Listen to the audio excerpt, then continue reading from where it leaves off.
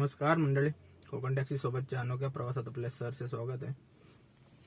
बरेच दिवस झाले तर आपल्या गाडीच्या बोनटमधून आणि राईट साईडला टर्न मारल्यानंतर भरपूर काहीतरी घासल्यासारखा आवाज येत होता.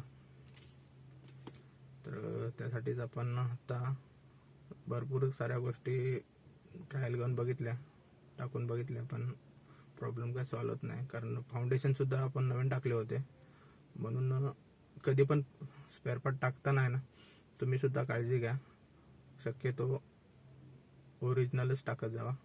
कारण देशी स्पेअर पार्ट टाकल्यानंतर थोडे दिवस चालतात, पण काही दिवसांनी मग प्रॉब्लेम करायला सुरुवात होतात. तर मी सुद्धा राईट साईडचा इंजिन फाउंडेशन असंच देशी टाईपचा टाकलेला. बऱ्यापैकी चालला होता, एक 7-8 महिने चालला. पण म्हणलं की एवढ्या लवकर फाउंडेशन जाणार नाही, म्हणून मी त्याच्याकडे दुर्लक्ष करत होतो. थोडासा डाऊट होताच. तर आपण आता जो इंजिनचं फाउंडेशन टाकून बघणार आहोत. 90% तर त्याच्यावरतीच डाऊट आहे. तर बघूया आपण प्रॉब्लेम सॉल्व्ह होतोय का. आता हे राईट साईडचं इंजिन फाउंडेशन आहे, आपण आता चेंज करतोय. बरेच दिवस झाले राईट साईडला टर्न घेतल्यानंतर आहे ना, लेफ्ट साईडने आवाज होता. भरपूर काय शोधला, पण प्रॉब्लेम भेटतच नव्हता. पण आता शेवटी प्रॉब्लेम भेटला आपल्याला. आपल्याला आता हे चेंज करायचं आहे. आपण हा MGPचा इंजिन फाउंडेशन घेऊन आलो. 765 765 रुपयाला मिळालं. शक्यतो आहे ना, गाडीचे सामान MGPची पण टाकत जावा.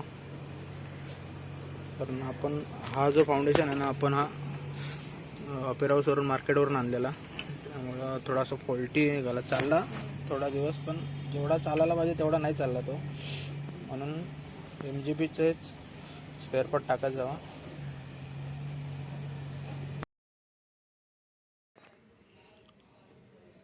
पाहू शकता, हा जो फाउंडेशन दिसतोय तो एका साईडने पूर्ण क्रॉस झाला आहे. त्याच्यामुळे हा सगळा प्रॉब्लेम होता. आणि आतमध्ये थोडासा क्रॅक पण झाला आहे. नंतर दाखवून तुम्हाला फोटो काढल्यानंतर.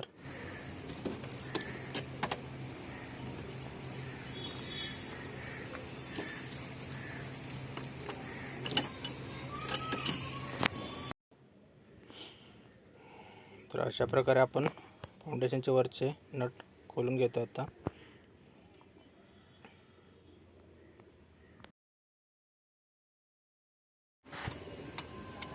क्या गरम हो रहा है इसकी बयान को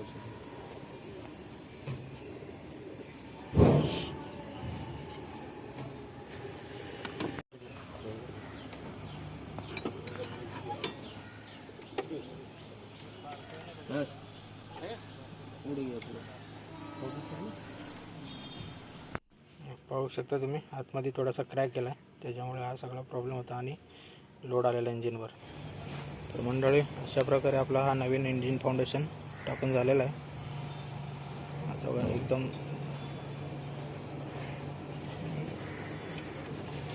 अगदी मधोमध आहे. कारण पहिला जो आपला जो जुनावाला फाउंडेशन होता तो पूर्ण एका साईडला लोड आलेला त्याचा. आता बघा, बरोबर सेंटरला आहे. फाउंडेशन टाकून झालं आहे.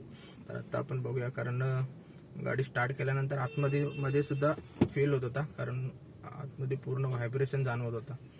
आवाजसुद्धा एक वेगळ्या प्रकारचा साऊंड येत होता. आता बघूया आपण इंजिन स्टार्ट करून.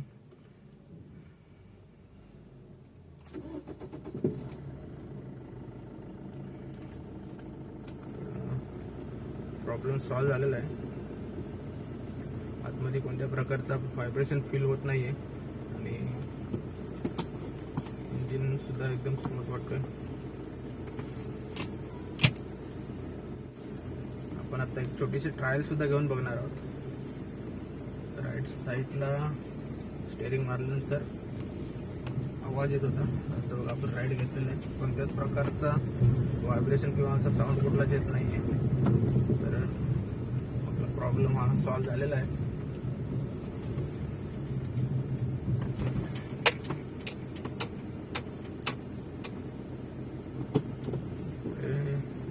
थोडा अजून बघूया पुढे.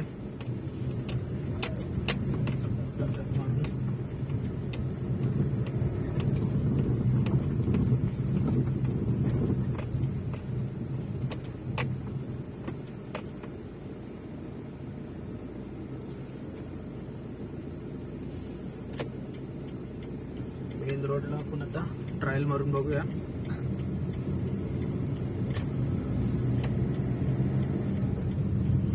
आता आपण राईट टर्न घेणार आहोत.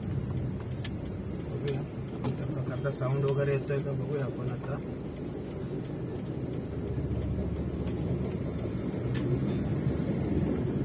एकदम स्मूथ आणि आपल्याला आता गाडी चालवायची फिलिंग येते.